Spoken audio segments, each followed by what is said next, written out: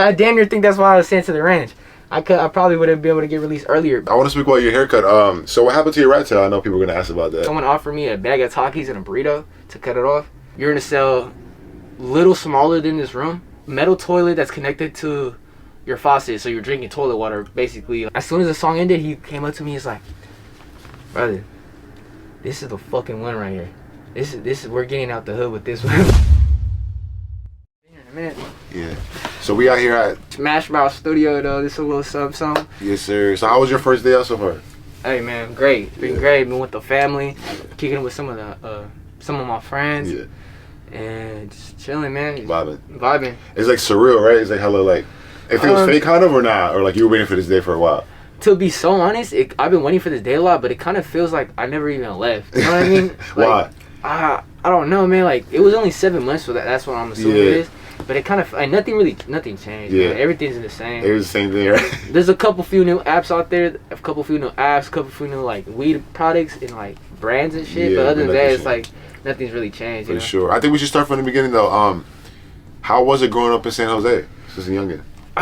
Growing up in San Jose, man. To be honest, like for me, it was like it was fun. Yeah. It was fun. I played football as a youngster. I mean, I did hella sports. I was in baseball. I was in hockey. You know, I was really like into sports as a youngster, man. You know, like I think a lot of people have that in common. Like most of my friends, we all played football and stuff. And they didn't really hit until like middle school when I started having like different things started hitting me. You know, like honestly, like I went to, you know, I live in the east side, which is a little more treacherous, I guess you can say. Yeah, that's a good word, you know. Treacherous. I had to fight for my respect a lot. I was skinny and I was small. How many fights do you think you got into over the years? Well, over the years, bro, it's been a lot, to be honest, bro. Like I was a fighter in middle school, man. I used to get in a lot of fights, and, you know, that shit was just in me, man.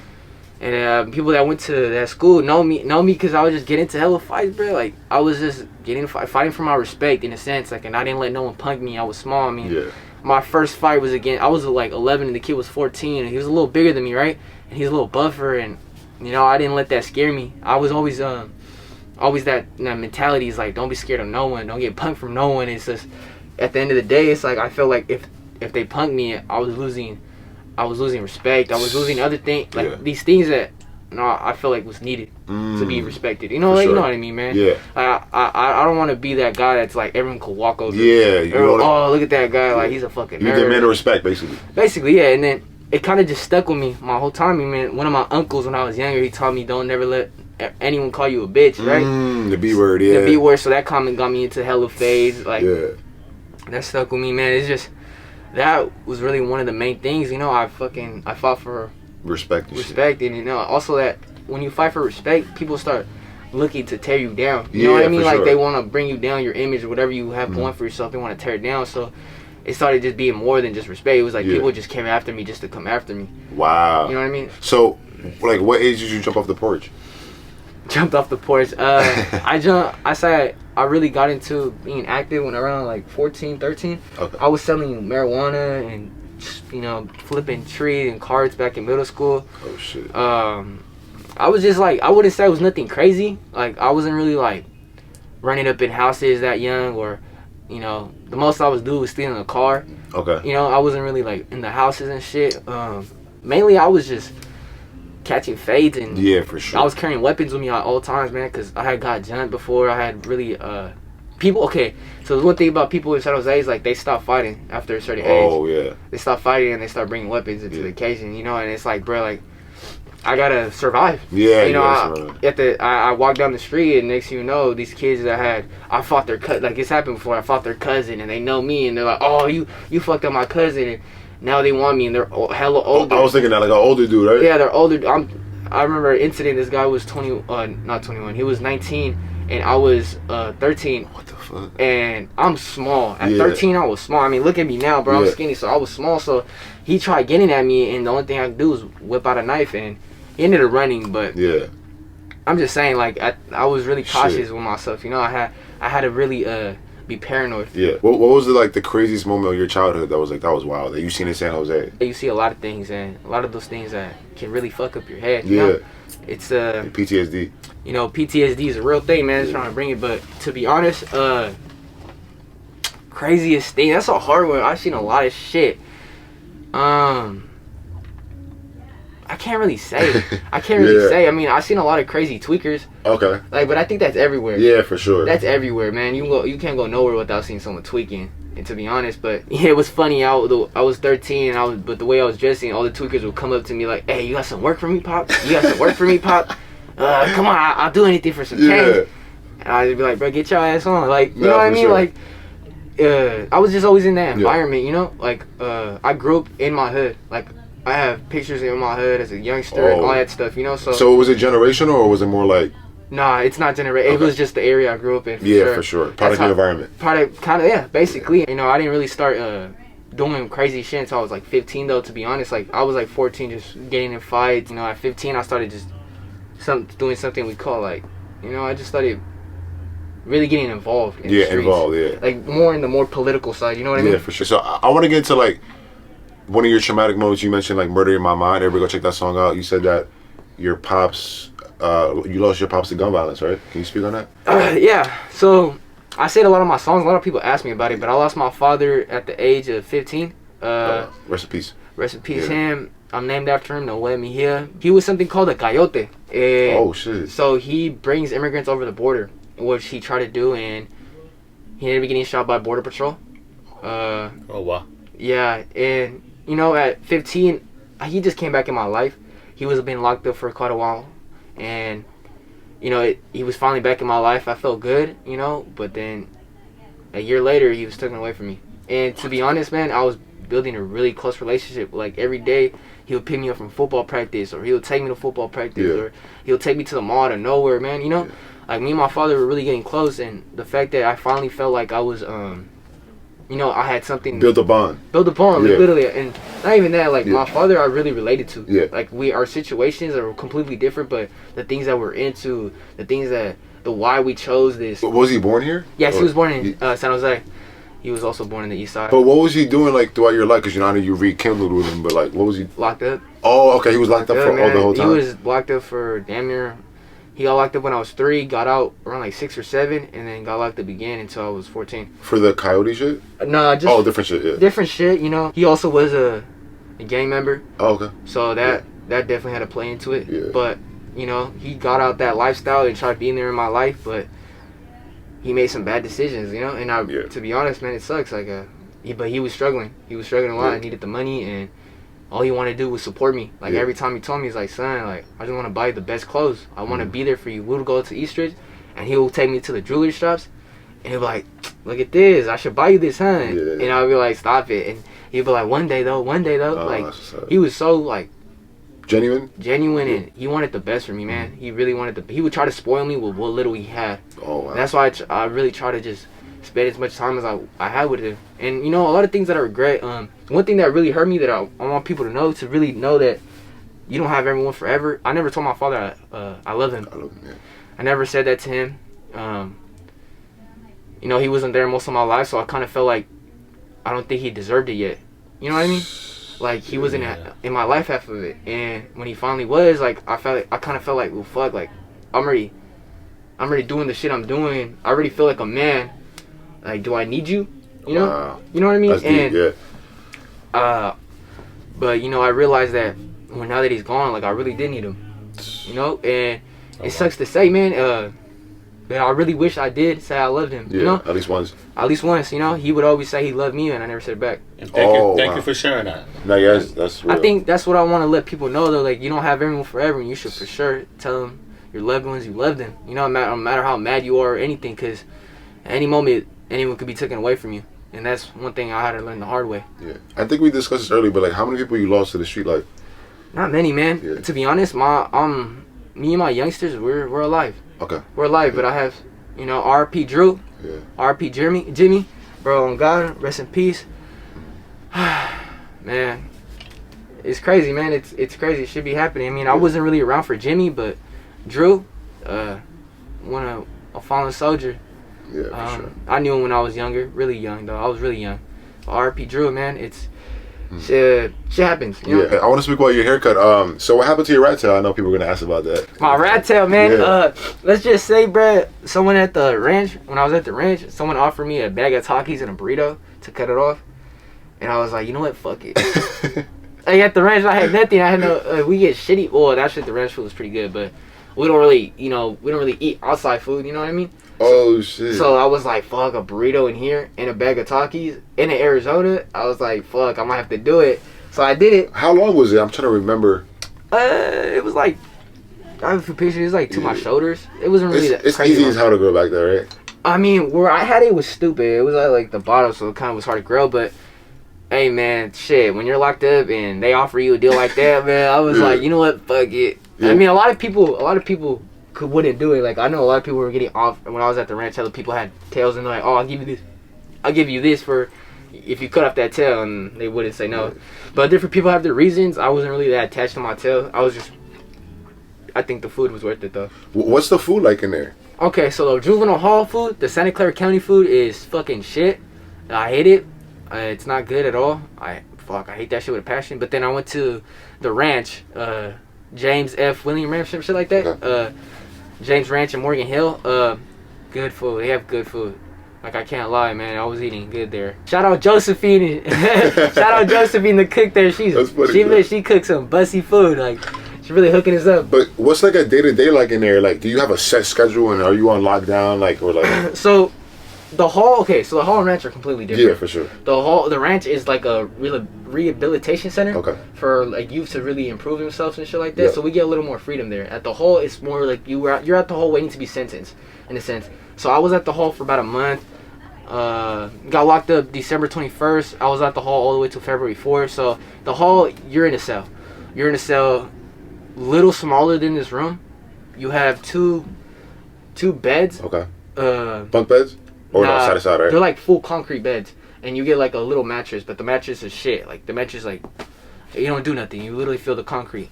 Toilet, I'm guessing. Metal toilet that's connected to your faucet, so you're drinking toilet water. Basically, like as soon as you drink the water, the water from the sink goes straight into the toilet. Oh hell no! So that, and you get a slim window. And I was in B5 waiting to get sentenced. Mm-hmm. The units are different like this. I was in A6 yesterday, so A6 is a little like nasty and like it's different. The A units are like not really used. Most of them are used for like secure track. Secure track is for teenagers doing long sentences or juvenile life. The hall, shitty, cold at night. Like I said, sink connected to your toilet. Yeah. Slim ass window at the very top. If you're lucky, that shit's not covered up because the whole window is like it's like blurry. Like they put a screen over it, so it's like blurry. So at the very top, you're lucky if you don't have that little part that you can see through. So I would be telling that shit. But cold at night, we get we're in our cells for I think 19 hours a day, 19 or 18. So what are you doing around like for 19 hours in a box, basically? Fuck, bro. Like, do you like hit your burpees and shit? Oh yeah, but that shit, like, I did it all the time, and at the cell I was like, that's all I had to do. But I was practicing on my handstand, all that shit. I was trying to do handstand push-ups, but main thing I did was read. I can't lie, like most of my time definitely was read. I mean, what the fuck else am I gonna do? Like I can't lie, bro. Sleep it. Everyone would be like, oh, I just sleep all day, but I was like, I couldn't sleep. I couldn't sleep, so I would buzz down a few push-ups, buzz down a few burpees, and then I'll hop into my book. I would read for basically 19 hours a day, and I'll sleep for like 8 hours. What's your favorite book? It was a book called Bronxwood. Man, shit, that book kept me up all night. I read that shit in like 3 hours though. I was hella hot. In that cell though, like I had hella books. There's hella books that I like. Bronxwood. To be honest, bro, like when my head was hurting, I wasn't trying to read no fucking no novels and shit. I'll pick up a manga. You know what the manga is? Nah. Yeah. The it's animation books. Yeah, like the Japanese, whatever the Japanese comic book, bro. Oh my, those will save my life sometimes. I'd be like, bro, I'm trying to see some like pictures. You know what I mean? Not for sure. But I read a lot of novels. I tried reading the Harry Potter books, bro. No, bro. Yeah, I read like 2 Harry Potter books and the third one I dropped. Is it because it's like boring or like? Yeah, that's just. I don't know, man. That shit's not for me. I mean, I know some homies that actually liked it, which I was laughing, but... How'd you adjust, like, having no phone? I always want to ask, like, people who went to jail, like, how do you go from using your phone every day to, like, having no phone? That shit focuses you or not? like withdrawals from not using your phone? Like, to be honest, you don't feel no different. I mean, I'm on my phone a lot, so I could really say this. Like, I didn't feel no different. That shit was like, it was whatever, bro. Like, I had no phone. Like, I was more worried about getting out. You know, I was more worried about doing my time.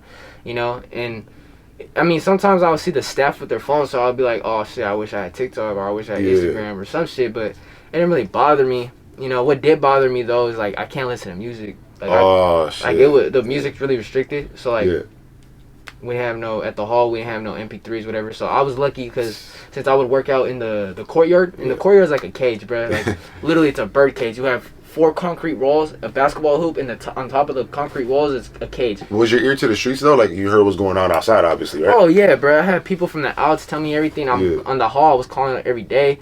But once I got to the ranch, it kind of died down because at the hall you only get 1 call a week. Oh shit! So what the fuck? It kind of died down, but you know we have providers coming in and out talking about the outs and shit. And we'll ask them. You know, I can't lie. Like I kept my ear to the streets. Yeah.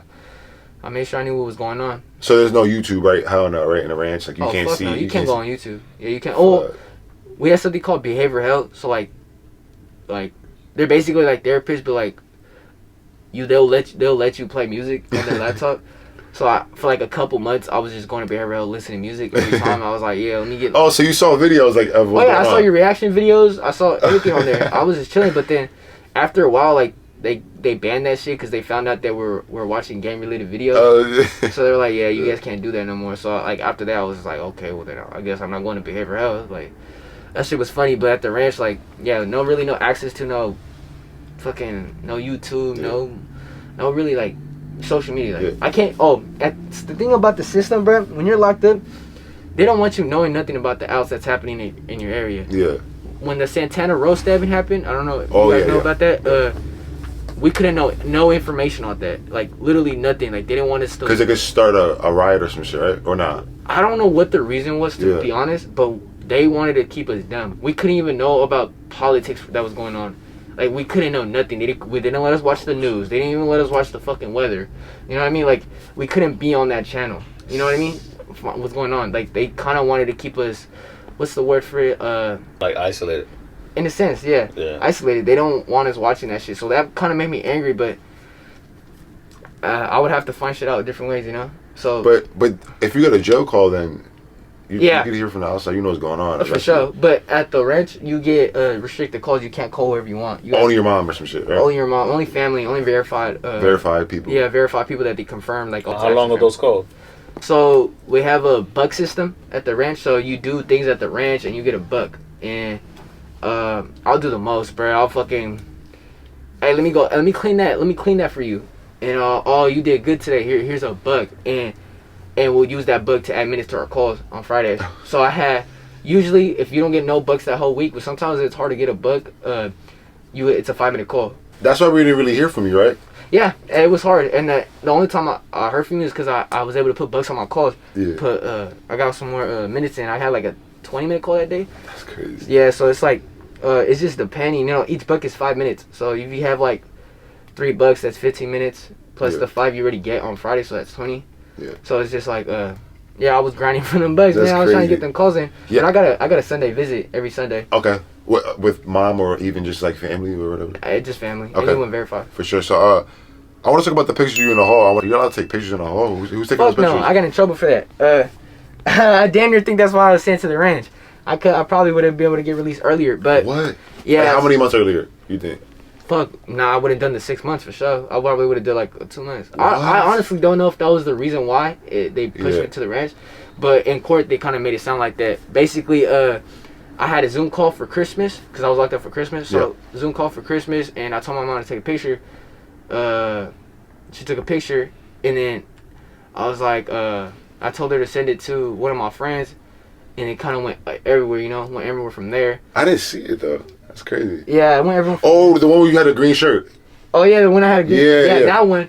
That's the one I'm talking about because I took that. Yeah, because the new ones you just posted, those weren't. Oh yeah, those were different. Basically, the ones at the hall though, like I took those. And next thing you know, I'm in court, and they brought up those pictures, and they're like, my whole point that I was bringing up in court was like that I'm like, oh, I got a career going on for myself. I'm trying to do better for myself and all that shit, you know.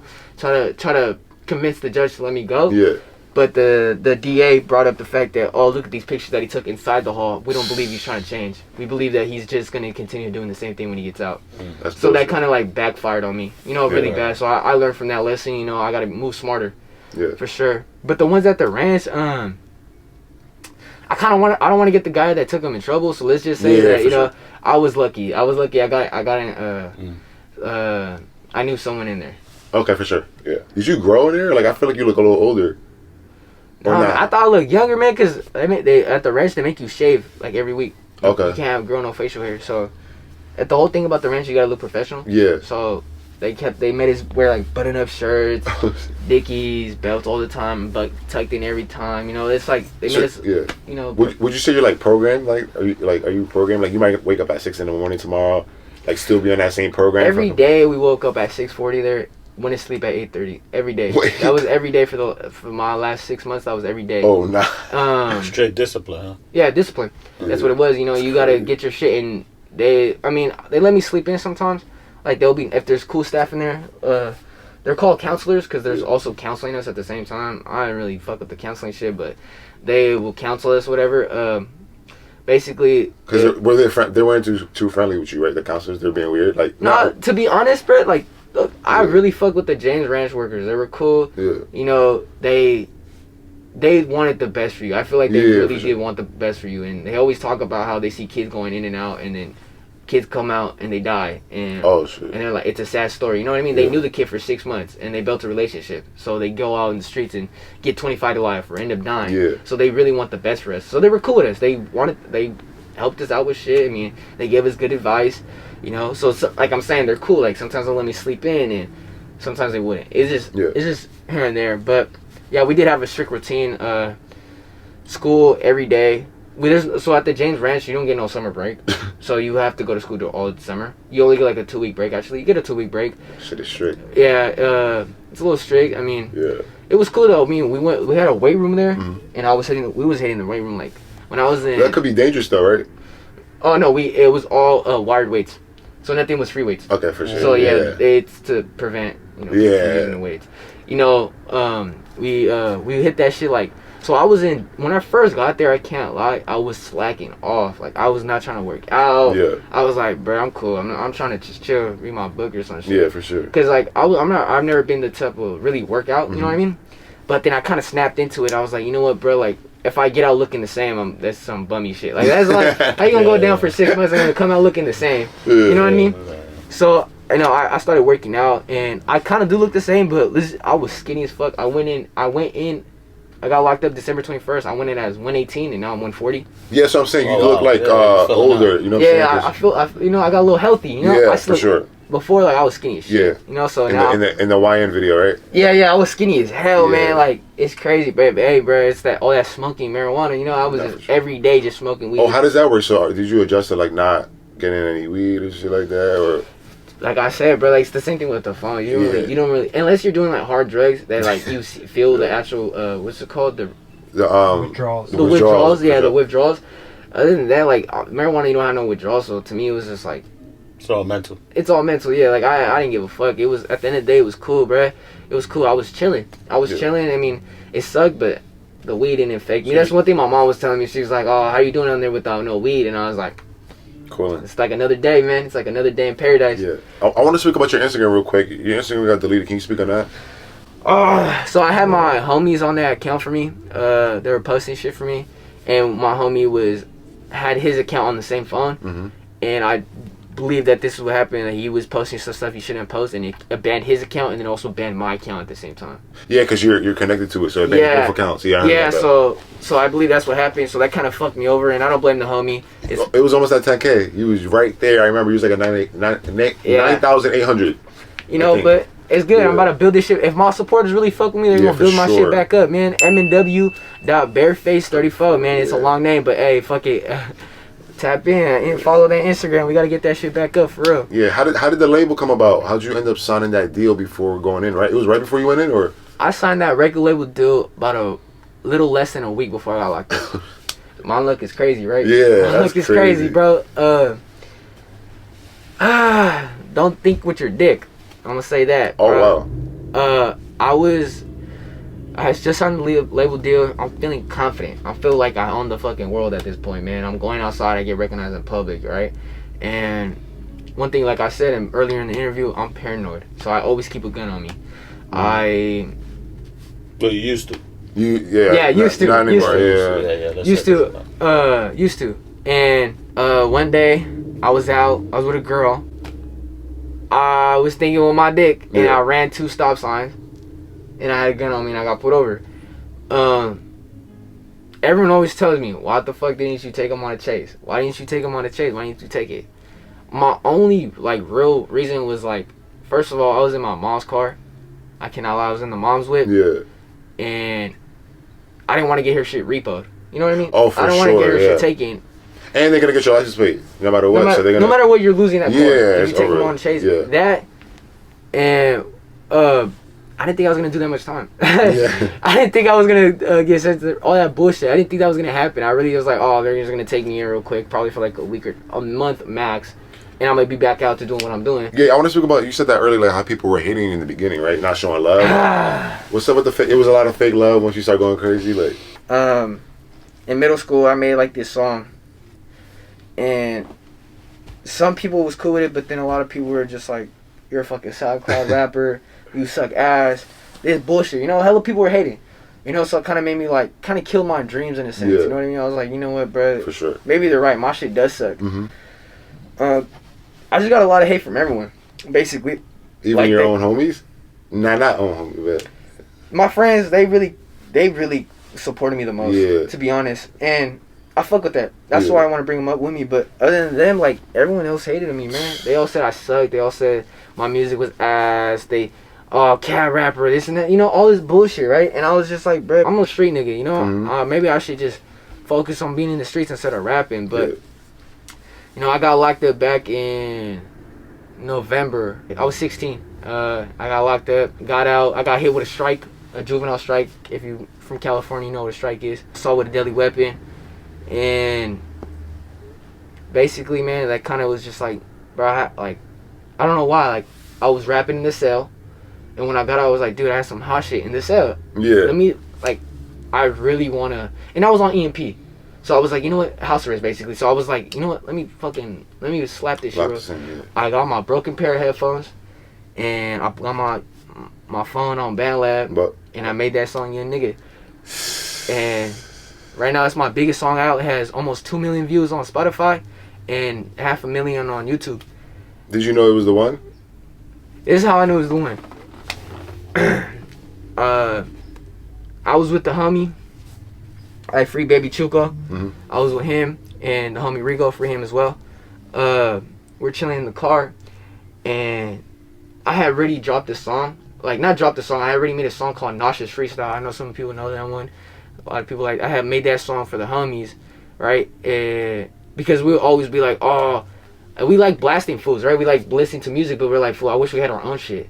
Like, oh, when we hear this shit, this is our shit. You from your section. Yeah, from our section. So I did that for the homies, and you know, I was showing a lot of love from the homies, right? But then I got a lot of hate, so I kind of, you know, was like, whatever. But then I was like, you know what? I got this hot shit, right? I know this is the one. I feel it. Like, if my homies tell me it's the one, it's the one. If not, then it's that. Cause my homies are straight up with me. They'll tell me this shit ass. I have so many songs that I show them, and they're like, nah, that shit's bad. Don't. Like, that's bad, bruh. So I showed them, and I was like, bro, listen to this. Baby Chuco, one of my brothers right here, brother. It's my brother. As soon as the song ended, he came up to me. He's like, brother, this is the fucking one right here. This is we're getting out the hood with this one, brother. I'm letting you know right now, brother. This is the one. Wow. And he was like, this is the song that's gonna get us all Benzes, and we all gonna be riding foreigns. Everybody. He was just hyping it up, and he was like, brother, we're going up, brother. Like, we're going up, and I was just like, bro, you think so for real? Like, I didn't even think the song was all that. That's one thing I learned. You doubt yourself. Yeah, you doubt yourself. You doubt yourself in a sense, but like, also the songs that you might not like are the ones other that go people. up. Yeah, that's what I'm saying. Like, my 408 song, I did not like it. So you spoke about the N-word. You said the N-word in the YN song, but then that word, you didn't say the N-word. Can you speak about that? Basically, man, I was getting a lot of hate because I'm Mexican. And they were like, hey, man, you're Mexican. You shouldn't be saying the N-word. Like, you're a Norteno, this and that. Like, this shit like that. You know what I mean? And I was just like, bro, like it's a culture thing, right? it's more, yeah, it's a California thing. Like, to be so fucking for real, like, you gonna see the Asian guy saying the N-word, you're gonna see the white guy saying the N-word, you're gonna see the Indian saying the N-word. It's just like, I understand their point of view. Yeah, for sure. You know what I mean? But like, it's like, in a sense, it's like, it's how I grew up. Yeah. You know, everyone around me said it, bro. Everyone around me said it, and it's like, and I'm not referring to a specific type of person. Yeah. I'm referring to that person that I'm speaking to. It's not a race thing. It's a person. Like. Yeah. And you know, but I understand everyone's point of view. I'm not 100%. I'm not ignorant. I know why people get offended and all that stuff. So, you know, in that song, I was like, you know what? I want to make a song that everyone could listen to. You know, in a sense. But I also wanted to make something more like, kind of the older heads could listen to, in a sense, because I was getting told a lot that I made basically like nostalgic. grimy music that they couldn't listen to. Yeah. And so I was like, you know what, fuck it. I'll make a song, don't say the N-word single time, and I'm gonna go slower, and I'm gonna try to flow with my bars. Yeah. That's what I did. I made that song, and it took me a couple. I did not like that song for shit. I was like, this song sucks. Even some of my homies were telling me like, bro, what the fuck is this song? This shit's ass. But then I have the other half. They're like, bro, this shit slaps. This shit slaps. Yeah. And it's like my second biggest song right now. So how do you feel about us covering both sides, like blue and red? I would say we leave it like that. I don't hate on it. I respect it. You guys are doing your thing. Yeah. You guys find your guys' lane. Yeah, you guys are doing your guys' thing. That's respectable. I mean, you know, you're not involved. It's like, I see people hating and be like, oh, fuck that J Red. He's reacting to the scraps, and I just be like, like, what do you want us to do? It's like, yeah, like we're from the East Coast, like, you know. Yeah, we're media, so we exactly. You guys are media. The music part of it, you know. Yeah, the music part and whatever's on the internet, I would say. I like to speak about that. Like, we cover whatever's on the internet. We don't cover nothing that's not on the internet or like some politics that we're not supposed to be speaking about.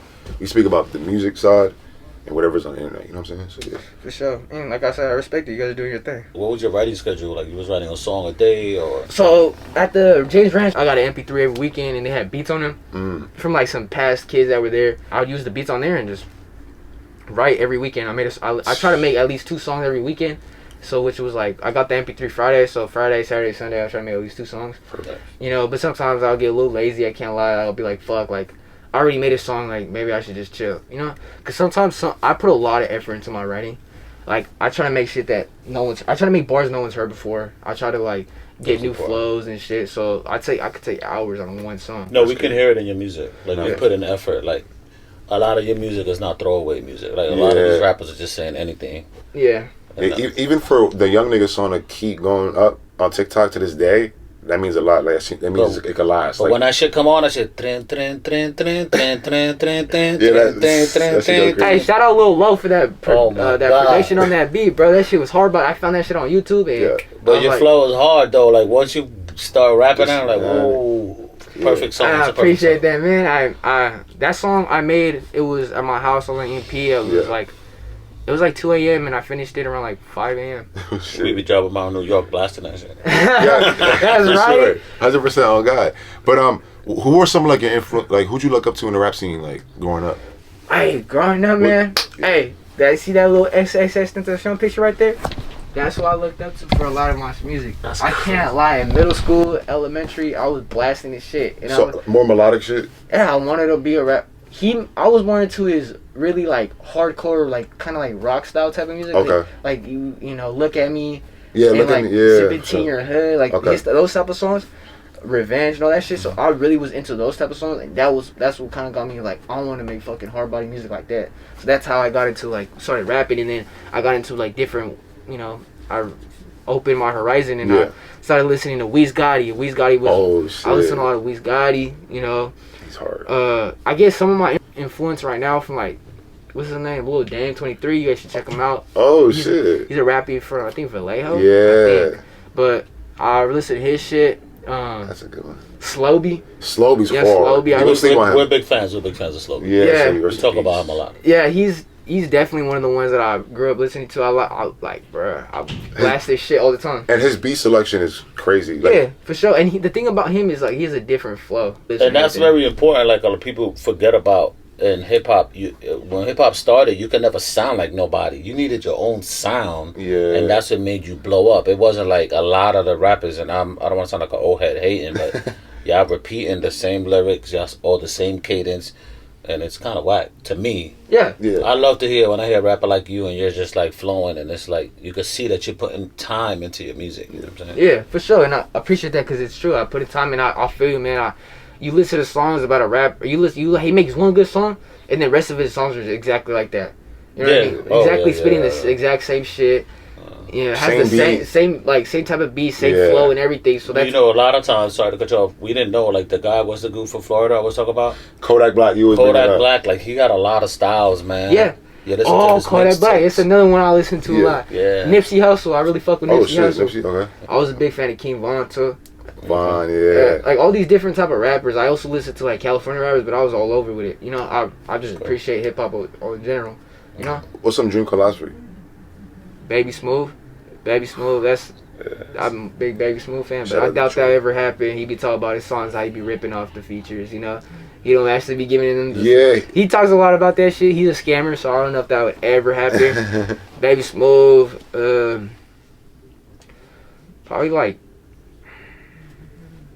Well, I can't really think of anything right now, but Baby Smooth is definitely at the top of my head. But I want to, you know, experiment and get songs on with people from like Chicago, Atlanta, New York. Switch it up. Yeah. Build my fan base, you know. Yeah, that's legit. You know, but yeah, man, it's Bareface. Appreciate you for joining us. I appreciate for you the vlog today. Hell yeah, man. We went crazy. We went to the mall, studio session. We also went to the pad. What do you want to say to your fans before we get out of here, and like to the youth to stay out the street life? Chase your dreams, man. I really fuck with that shit.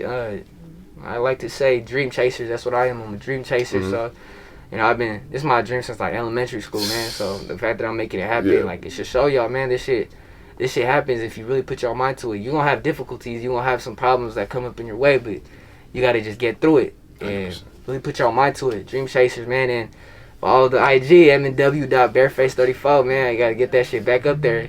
Hey, shout out my fans though. Thank you for showing love and staying there for me the whole time I've been down, man. Yes, sir. Shout out J Ram, yes, bro. Sir. Appreciate that. Man. Live in the flesh. Yep. Yes, sir. It's JN TV. I'm here with Pops.